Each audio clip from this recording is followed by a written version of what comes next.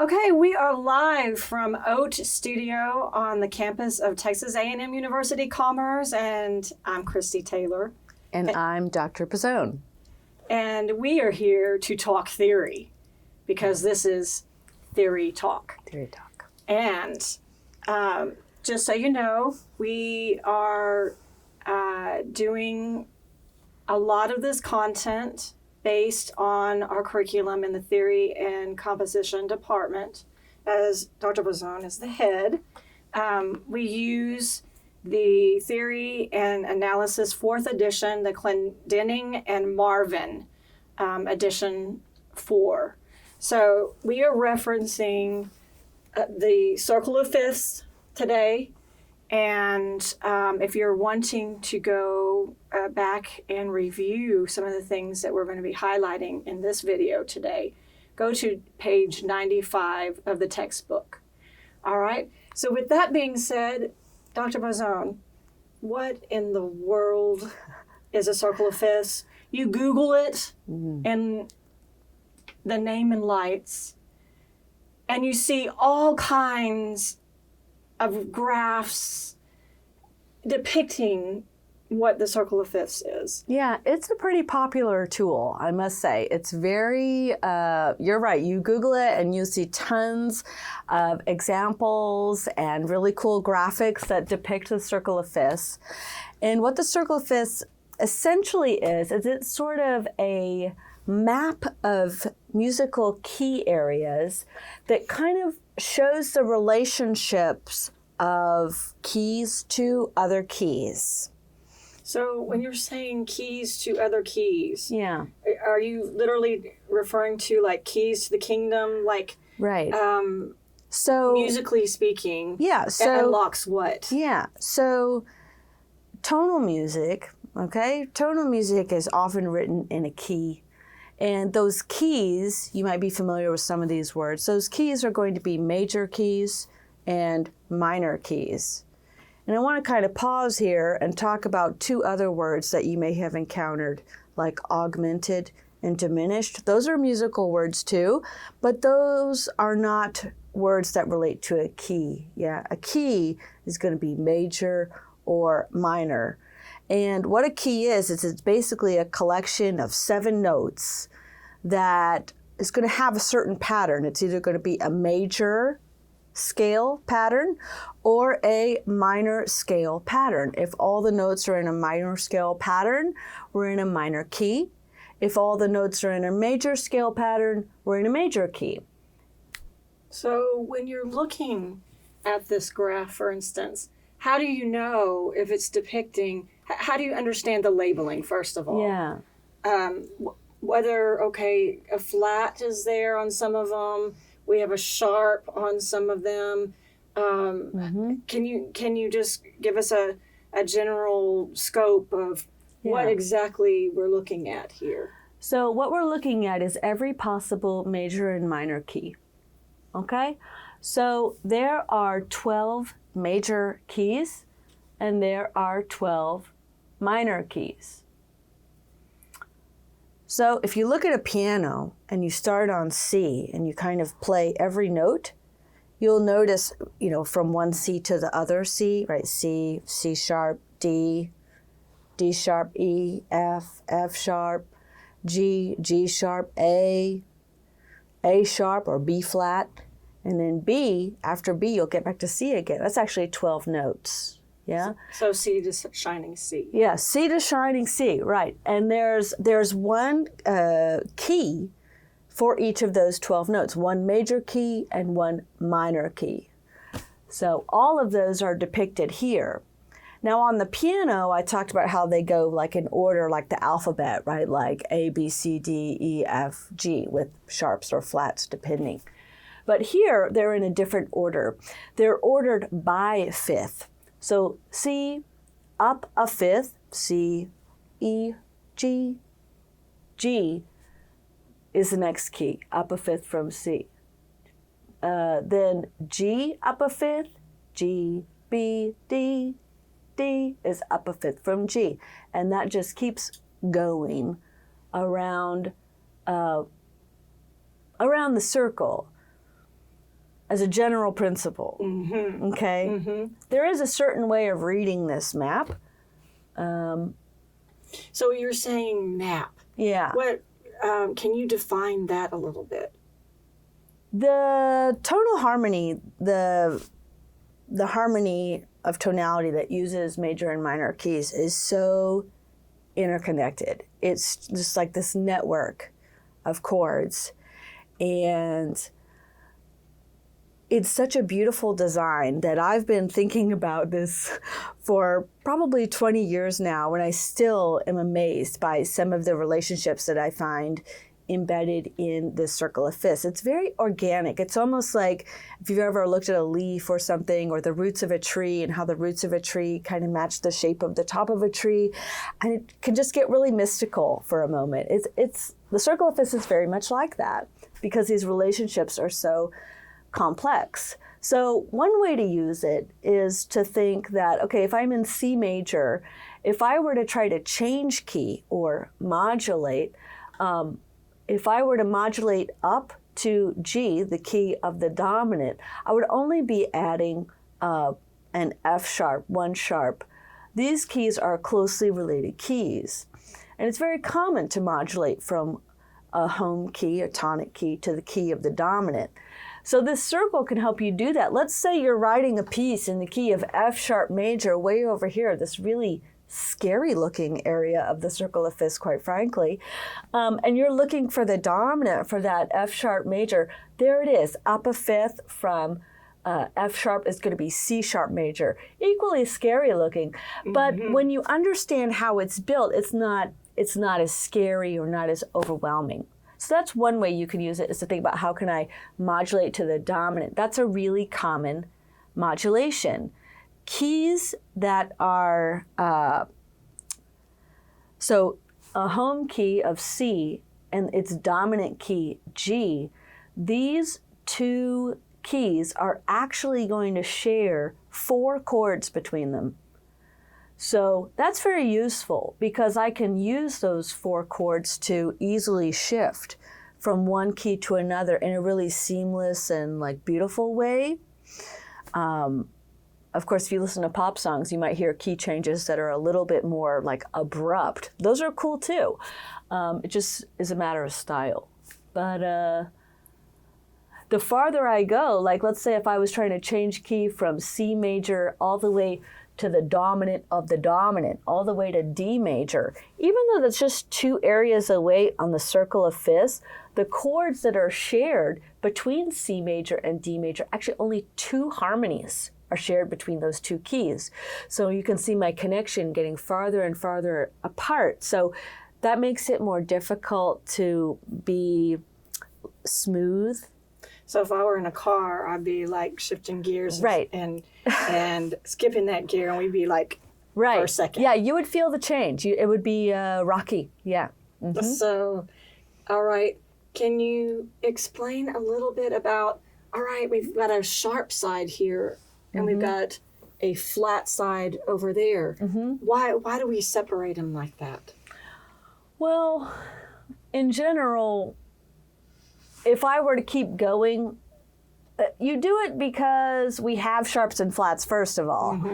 So you can go this way, but there's no way to create, A flat major is a real key. G sharp major is not a real key, because I would have to add like double sharps into the key signature. So if you look at C sharp major, you've got 7 sharps. As I said, every major and minor key has 7 notes.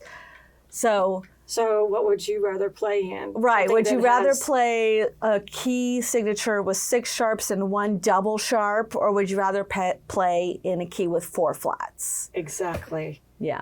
That's an amazing point, Dr. Bozone. Yeah. So as a composer, when you're looking at the circle of fifths, we even have some of these minor representations. Can you tell us the relationship of relative keys versus parallel, Yeah. and how we use this map for those kind of? So, like we talked about earlier, the circle of fifths is organized. Each key is a fifth apart from the other key. Along the outside, we have major keys. You can see those are uppercase. And here along the inside, we have minor keys. Now, for every key signature, that's the sharps and flats that take place near the clef, right? So here's what all these keys look like. As I go up a fifth, right, C to G, or if I'm in a minor key, A, up a fifth to E, I add a sharp. As I go up another fifth, I keep that sharp and add another. As I go up another fifth, I keep those two sharps and I add a third. And I continue that pattern, adding a sharp each time I move up the circle of fifths until I get all 7 sharps. That totally makes sense. And as you were pointing out, we've got the major and minor. They're coming along at the same time. They're adding, whether it's the sharp or the flat. Yeah. And that's their relationship. They're in the same family. They have the same amount of accidentals. They have the same key signature. So every key signature represents really 2 keys, one major key and one minor key. So that's very fascinating. So as a composer, how would you know how to write for a viola or a trombone or any other instrument? Why is this so important to understand? That's a really interesting question. You know, instruments are built in keys too. So if I look at how a string instrument is tuned, generally, you know, each string on a string instrument is also going to be a fifth apart. It's going to be the lowest note, maybe C, G, D, A, and then a violin would have that E string up higher. All of those are a fifth apart, right? What that means is that those string instruments are going to sound fantastic in those keys because they're going to be able to, as they put their finger down, the notes go up, right? So their lowest notes are going to be very accessible naturally on the instrument. So there are other instruments besides strings, though, like the clarinet is in the key of B flat. Bass clarinet's a B flat instrument. Horn is in F. Okay, so these saxophones are in E flat and B flat. For these instruments, it would really be a struggle for them to play in the key of E major. You see how far away the distance is from E flat to E. It might seem like E flat and E major are close together because on a piano they're right beside each other. But if you have an instrument that's in the key of E flat, playing in the key of E major is a real challenge, quite honestly. Same is true with B flat. So those instruments that are tuned like band instruments, for example, brass instruments, woodwinds in F, B flat, and E flat are going to sound better in these keys, these flat keys, F, C, B flat, E flat, and A flat. So just being aware of the tuning of the instrument you're writing for and what keys using the circle might really allow that instrument to shine and sound its best can be a really great approach to writing music, but also, you know, orchestrating it.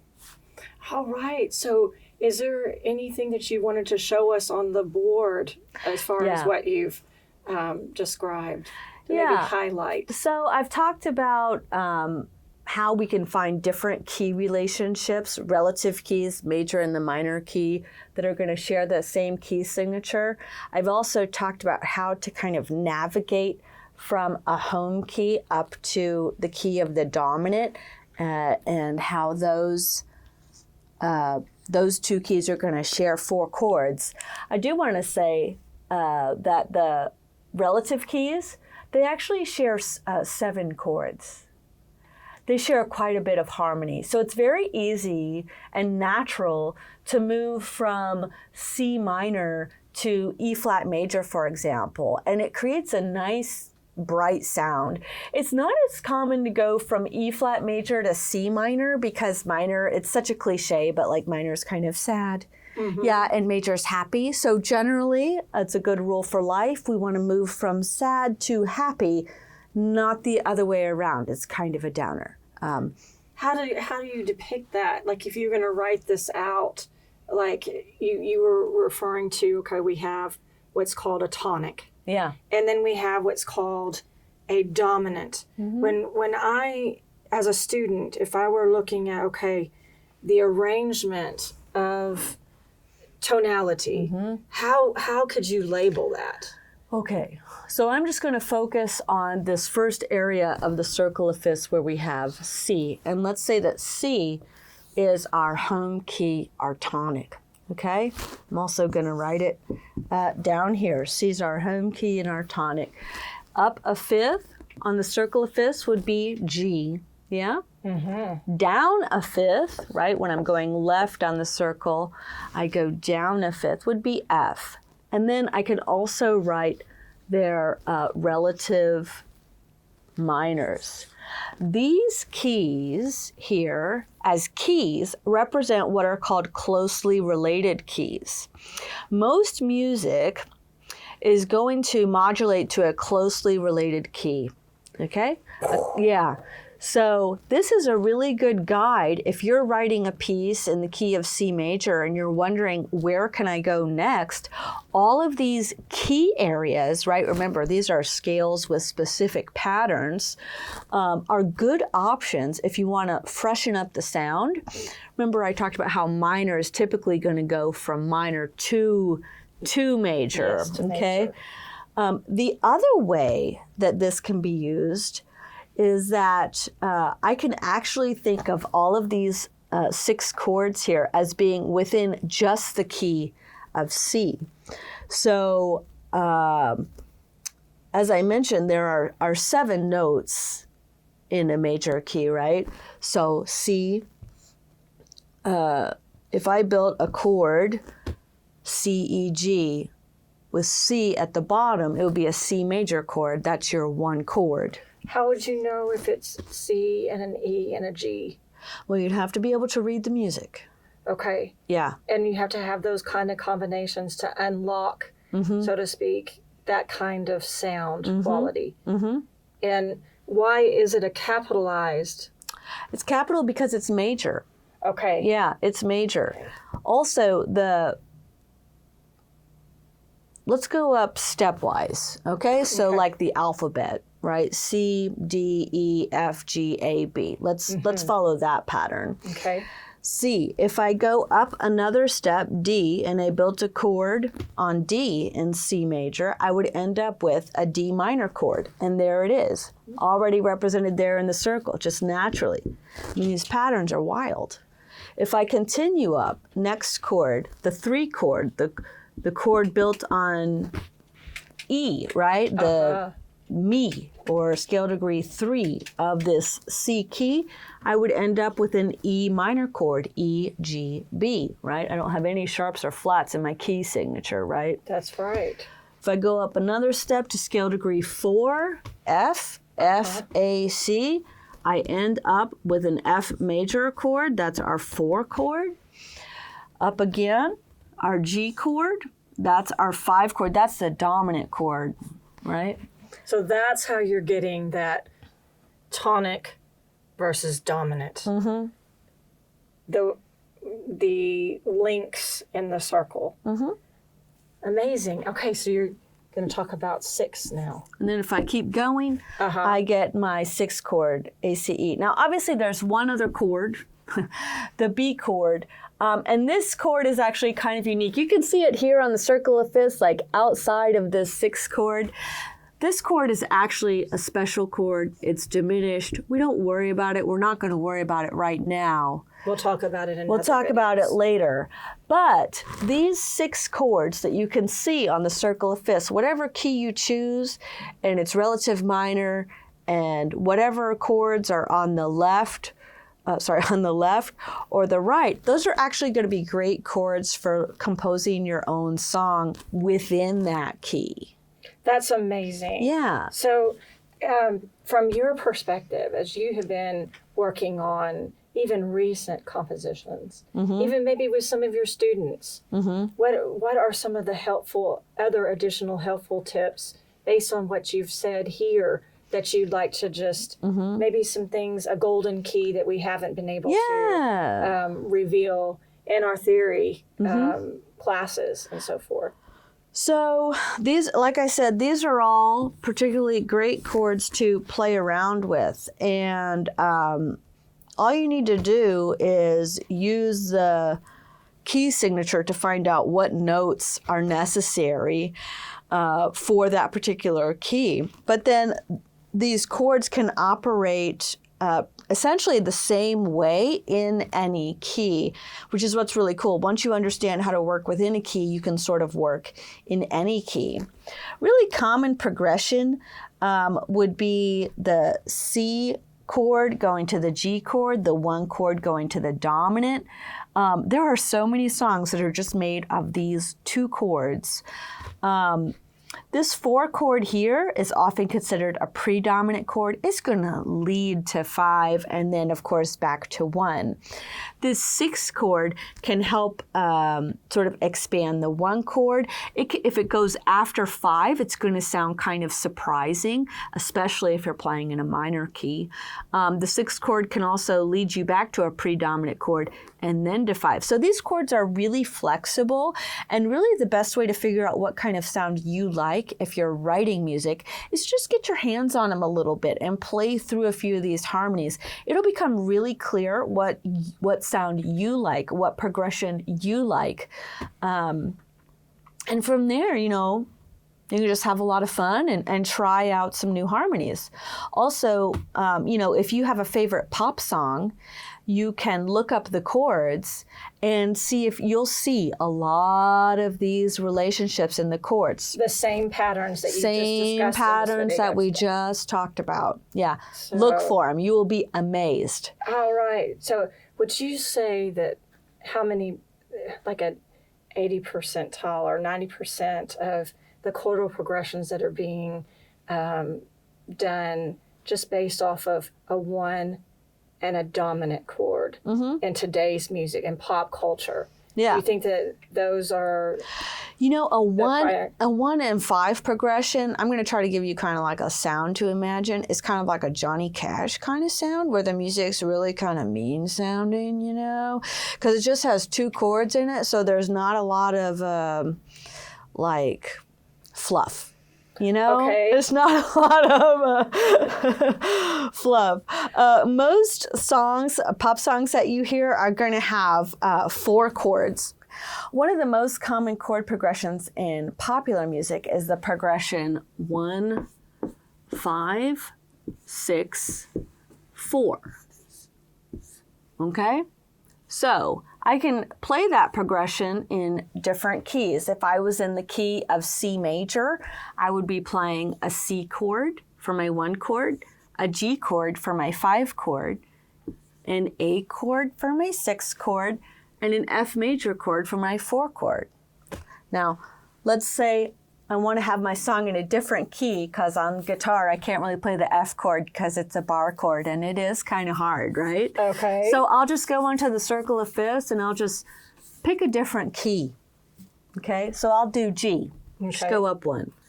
Now I've got to add in that F sharp, whatever. Okay, my 1 chord will be a G. My 5 chord, look up here, yeah. My 5 chord would be a D, up a 5th, okay.